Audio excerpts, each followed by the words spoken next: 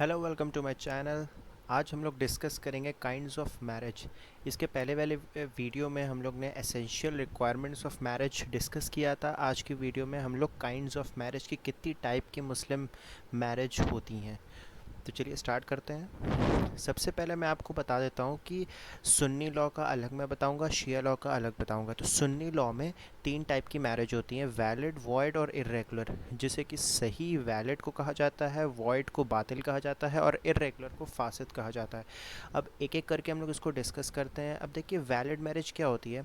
Valid marriage वो होती है कि जिसमें सारे लीगल जो फॉर्मल रिक्वायरमेंट्स होते हैं, जो सारे लीगल रिक्वायरमेंट्स होते हैं, जैसे कि proposal and acceptance in one meeting and the witness, एक मेल और दो फीमेल या दो मेल का होना ज़रूरी होता है, और वो विटनेस का सेन होना ज़रूरी होता है और अडल्ट होना ज़रूरी होता है, और वो जो दो पार्टीज़ हैं जो हस्बैंड वाइफ हैं उन लोग की फ्री कंसेंट ज़रूरी होती है। तो ये कुछ चीज़ें हैं, ये जो फॉर्मल रिक्वायरमेंट्स हैं, इनसे ही जो मैरिज होती है वो वैलिड बनती है। विदाउट ये सारी फॉर्मेलिटीज़ के मैरिज वैलिड नहीं बनती है। तो सबसे पहले प्रपोजल और acceptance taken place in one place होना चाहिए। कंसेंट शुड बी फ्री होना चाहिए, नॉट फ्री नहीं होना चाहिए, मतलब कि फ्रॉड, कोर्जन और मिस रिप्रेजेंटेशन में नहीं होना चाहिए।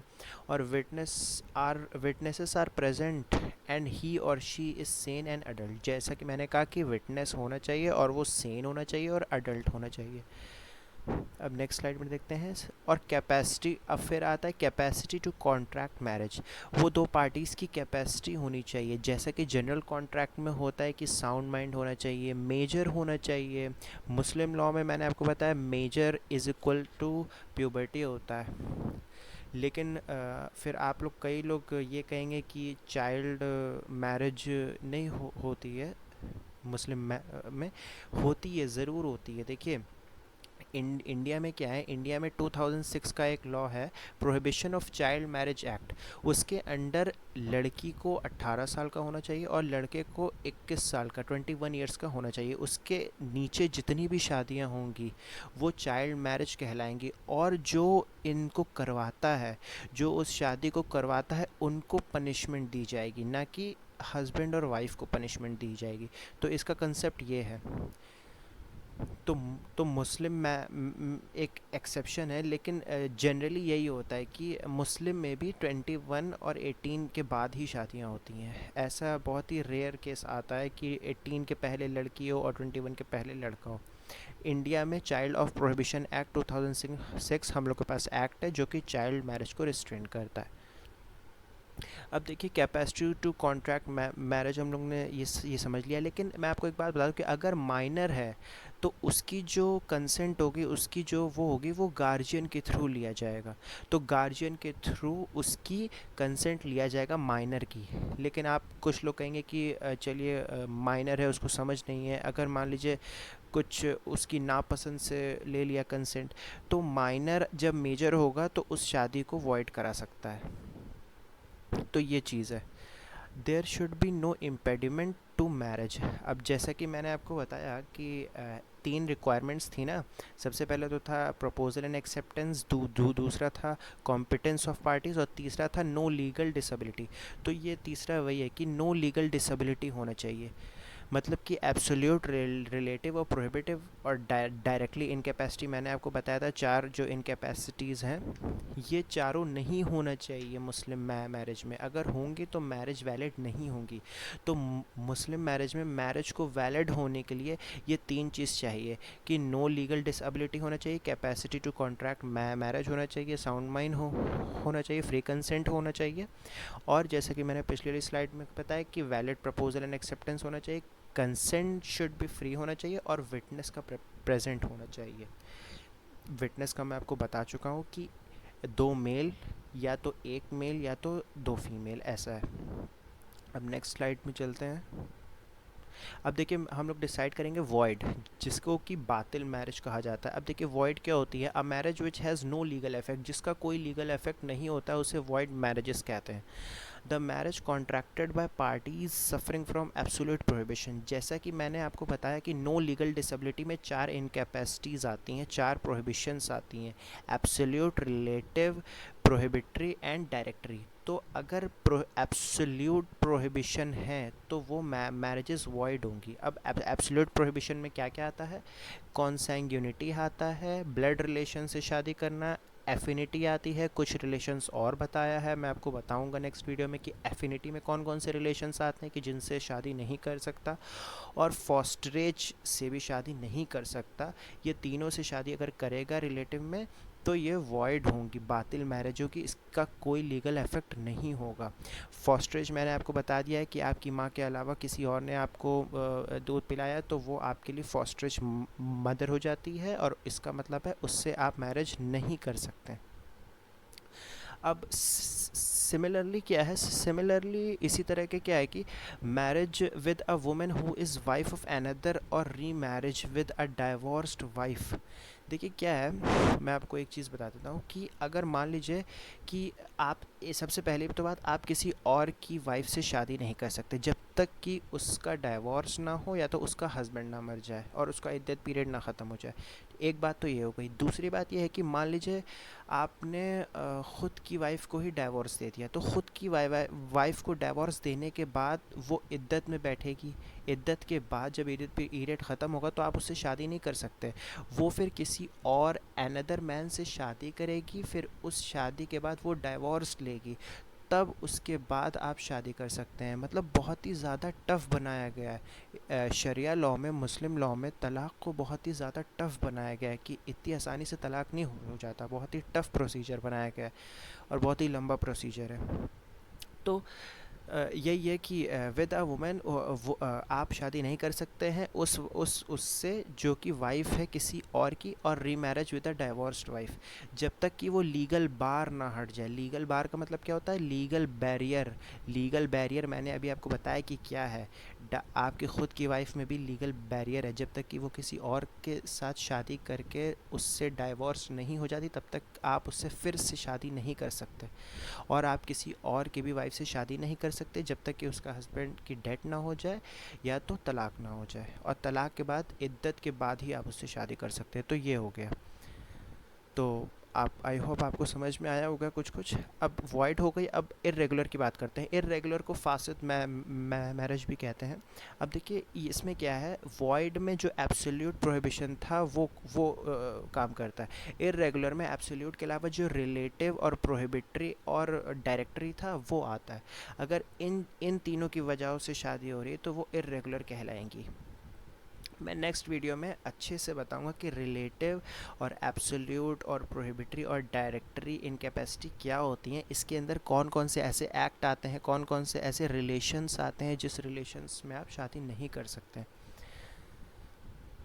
अब नेक्स्ट वीडियो में देखते हैं इर्रेगुलर मैरिज। अब देखिए कुछ ग्राउंड्स ऐसे हैं जिसमें इर्रेगुलर मैरिज, अभी मैं सुन्नी लॉ की बात कर रहा हूँ, अब अभी मैं शिया लॉ पे नहीं आया हूँ, एक बात ध्यान रखिएगा। अब देखिए सुन्नी लॉ में इर्रेगुलर मैरिज पे कौन कौन सा है? Marriage contracted without witnesses. अब देखिए सुन्नी लॉ में अगर आप विदाउट विटनेस के मैरिज करते हैं तो वो इर्रेगुलर मानी जाती है, लेकिन ऐसा शिया लॉ में नहीं है। मैं आपको बताऊँगा, शिया लॉ में विदाउट विटनेस वैलिड मैरिज होती है।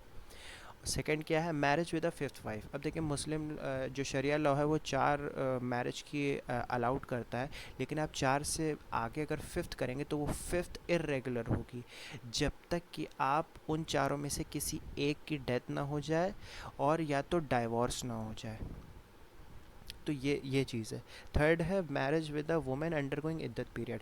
कोई वुमेन अगर इद्दत पीरियड में बैठी है तो आप उसके साथ मैरिज नहीं कर सकते हैं, वो मैरिज इर्रेगुलर होगी। मान लीजिए किसी और की वो वाइफ है और उसका हस्बैंड मर गया है, तो उसके मरने के बाद वो इद्दत पीरियड में रहेगी।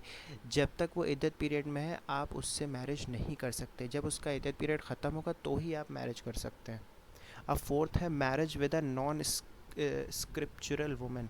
अब देखिए नॉन स्क्रिप्चुरल वुमेन क्या होता है कि जो किसी किताब को नहीं मानती है, मतलब जो किसी किताबिया नहीं है, मतलब जो किसी बुक को फॉलो नहीं करती है, जो कि मतलब कि जो आइडोलेट्रस होती है, मतलब कि जो मूर्ति की पूजा करती है, मेरे ख्याल से उससे भी शादी नहीं कर सकते। मैं आपको इसको बाद में समझाऊंगा। फिफ्थ क्या है? फिफ्थ है marriage contrary to the rules of unlawful injunctions. देखिए, अनलॉफुल इंजंक्शन किसके अंडर आता है? Relative prohibition. मैंने आपको 4 प्रोहिबिशन बताया था नो लीगल डिसेबिलिटी में, तो ये रिलेटिव प्रोहिबिशन दूसरा वाला है। रिलेटिव प्रोहिबिशन में कुछ ऐसे एक्ट दिए हुए हैं कि जिनसे आप जो जो टेम्परेरी टाइप के हैं कि जिनके हटने के बाद वो शादी वैलिड हो जाती है। तो अनलॉफुल इंजंक्शन में कुछ ऐसे रिलेशंस बताए हैं, वो मैं आपको वीडियो के एंड में बताऊंगा कि अनलॉफुल इंजंक्शन में क्या है। लेकिन अगर अगर मैरिज हो रही है कॉन्ट्रेरी, मतलब जो अनलॉफुल कंजंक्शन में जो रूल्स दिया हुआ है उसके ख़िलाफ़ अगर हो रही है तो वो मैरिज इर्रेगुलर होगी। और नॉन स्क्रिप्चरल में जो जो किताब को, अगर कोई लड़की किताब को फॉलो कोई नहीं करे तो आप उससे भी शादी नहीं कर सकते। अब देखिए, सुन्नी लॉ का हो गया, अब मैं शिया लॉ पे आता हूँ। शिया लॉ से वैलिड और वॉइड मानता है, इरेगुलर नहीं मानता। और एक बात मैं आपको बता दूँ कि जो शिया लॉ में जो वॉइड है वो ये मैं आपको बता रहा हूँ कि कौन कौन सी चीज़ है शिया लॉ में वॉइड मैरिजेस मानी जाती हैं। अब देखिए, marriages in violation of absolute prohibition, जैसा कि मैंने आपको बताया कि नो लीगल डिसेबिलिटी का फर्स्ट जो है वो एब्सोल्यूट प्रोहिबिशन है। अगर उसके वॉयलेशन में शादी हो रही है, मतलब कि कॉन्सैंग्यूनिटी, एफिनिटी और फॉस्टरेज में रिलेशन में अगर शादी हो रही है तो वो वॉइड होगी under Shia law. Marriage with wife of another person who is still whose marriage is still subsisting, मतलब किसी और की वाइफ से शादी करना जो कि अभी तक चल रही है, मतलब ना ही उसका अभी पति की डेथ हुई है ना ही उसका डाइवोर्स हुआ है, तो उससे भी शादी शिया लॉ में वॉइड होती है। अब देखिए, remarriage with one's own divorce wife when there is a legal barrier, मैंने आपको बता दिया है कि देखिए, सुन्नी लॉ में मैंने आपको ये बता दिया है कि ऐसा होता है। लीगल बैरियर क्या होता है ये मैं आपको बता चुका हूँ कि ख़ुद की वाइफ अगर डाइवोर्स्ड हो गया आपका, तो उस डाइवोर्स के बाद वो इद्दत में जाएगी। फिर इद्दत के बाद जब तक कि वो किसी और मैन से शादी करके उससे डाइवोर्स नहीं ले लेती, तब तक आप उससे फिर से शादी नहीं कर सकते। तो ये एक लीगल बैरियर बनाया गया है कि unless divorced women marry another man and get divorce from him, जब तक कि वो उसे डाइवोर्स नहीं ले तब तक आप उससे फिर से शादी नहीं कर सकते। मैरिज विद फिफ्थ वुमेन, आप चार के बाहर चार शादी के बाद फिफ्थ से नहीं कर सकते। मैरिज विद नॉन मुस्लिम, आप नॉन मुस्लिम से शादी नहीं कर सकते। Marriage a women going under इद्दत पीरियड, एक ऐसी वुमेन है जो अंडर इद्दत पीरियड है, उससे भी आप शादी नहीं कर सकते। ये सारे जो है ऑप्शंस, ये सारे वॉइड हैं अंडर शिया लॉ, ये सारे जो एक्ट हैं। नेक्स्ट स्लाइड देखते हैं। Marriage contrary to the rules of unlawful conjunction, वही मैंने आपको बताया कि रिलेटिव प्रोहिबिशन में जो नो लीगल डिसेबिलिटी का जो दूसरा है रिलेटिव, उसमें अनलॉफुल कंजंक्शन में कुछ रूल्स दिए हैं, तो उस रूल्स के ख़िलाफ़ अगर आप मैरिज करते हैं, जैसे कि मैं आपको बता दूं कि आप दो सगी बहनों से दो सगी बहनों से शादी नहीं कर सकते जब तक कि आपकी एक बहन से, मान लीजिए आपकी एक बहन से शादी हुई, जब तक कि वो बहन की डेड ना हो जाए या तो उससे डाइवोर्स ना हो जाए, तो जब तक कि आप दूसरी बहन से एट द सेम टाइम शादी नहीं कर सकते। एक टाइम में आप दो बहनों से शादी नहीं कर सकते। तो ये भी एक रूल अनलॉफुल कंजंक्शन में दिया गया है। अब देखिए क्या है, there is nothing like irregular, मैं जैसा कि मैंने आपको बताया कि शिया लॉ में इरेगुलर मैरिज का कोई कंसेप्ट नहीं है। शिया लॉ में सिर्फ वैलिड और वॉइड का कंसेप्ट है, और सुन्नी लॉ में तीनों है, वैलिड है, वॉइड है और इरेगुलर है। अब जैसा कि मैंने इसको डार्क से लिखा है, ये आप ज़रूर याद रखें क्या कि जो सुन्नी लॉ में जो इरेगुलर के जो दिया गया है, जो कि सुन्नी लॉ में इरेगुलर के जो कंसेप्ट दिया हुआ है कि इससे शादी इरेगुलर हो जाएगी, तो वो इज़ इक्वल टू है marriage void under Shia law. मतलब कि जो जो मैरिजेस वॉइड है अंडर शिया लॉ, वो अंडर सुन्नी लॉ इरेगुलर है। मतलब कि इरेगुलर सुन्नी लॉ और वॉइड शिया मैरिज सेम है। जो कंडीशंस इरेगुलर में दी हैं वही वॉइड शिया लॉ में मानते हैं।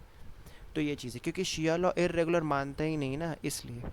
लॉफुल कंजंक्शन क्या होता है कि it is prohibited under relative incapacity, ये रिलेटिव इनकैपेसिटी में प्रोहिबिटेड है। अब इसमें कुछ रिलेशंस आते हैं कि आप सेम टाइम में दो सगी बहनों से शादी नहीं कर सकते, जो कि और दो ऐसे वुमेन से भी शादी नहीं कर सकते जो कि आपस में ही उनका कॉन्सैंग्यूनिटी का रिश्ता हो, ब्लड रिलेशन का रिश्ता हो, या तो एफिनिटी का रिश्ता हो, या तो फॉस्टरेज का रिश्ता हो। ये तीनों चीज़ें मैं आपको बता चुका हूँ। Also they are not allowed to intermarried if they have been of different sexes. मान लीजिए उन लोग का एक मेल हो और एक फीमेल हो और उन दोनों के बीच यही रिश्ते हो कॉन्सैंग्यूनिटी के, एफिनिटी और फॉस्ट्रेज के, तब भी वो दोनों आपस में भी शादी नहीं कर सकते, वो अलाउड नहीं है। Thus a Muslim can not marry to sister, इसीलिए एक मुस्लिम दो सिस्टर से एट द सेम टाइम शादी नहीं कर सकता।